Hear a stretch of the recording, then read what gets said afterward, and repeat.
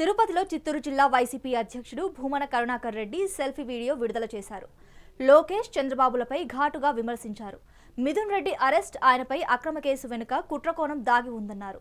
CM Chandrababu, మంత్రి లోకేష్ కక్ష సాధింపు రాజకీయాలు రాష్ట్రంలో అరాచకమైనటువంటి పరిస్థితుల వైపుగా పూర్తిగా నెట్టబడుతున్నాయని ఆరోపించారు.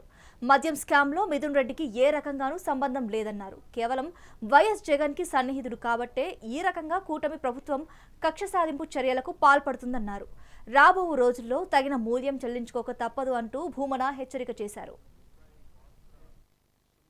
కూడా కనుగొనలేకపోయినా కక్ష కట్టి జగన్మోహన్ రెడ్డి గారికి ఆత్మీయుడు కనుక ఈయనను ఒక ముద్దాయిగా ప్రకటించి మిథున్ రెడ్డిని అరెస్టు చేస్తే జగన్మోహన్ రెడ్డి గారి యొక్క ప్రతిష్టను దెబ్బతీయచ్చు అన్న కారణంగా ఈ రోజున ఈ రకమైన బరితెగింపుకు తెలుగుదేశం ప్రభుత్వం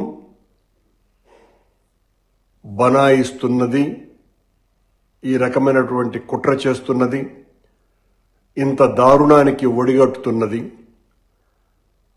తనను నిన్నటి వరకు మొన్నటి వరకు ముద్దాయిగా కూడా చేర్చలేదు.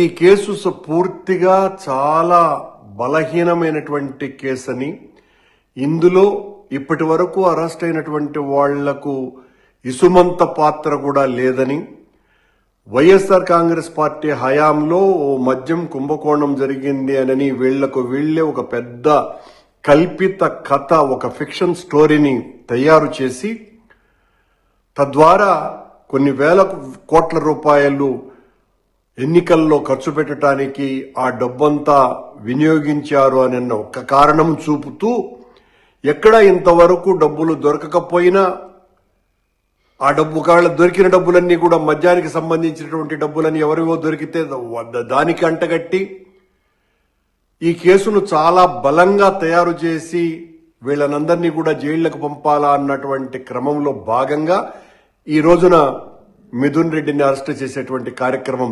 జరుగుతున్నది. దీన్ని తీవ్రంగా ఖండిస్తున్నాం.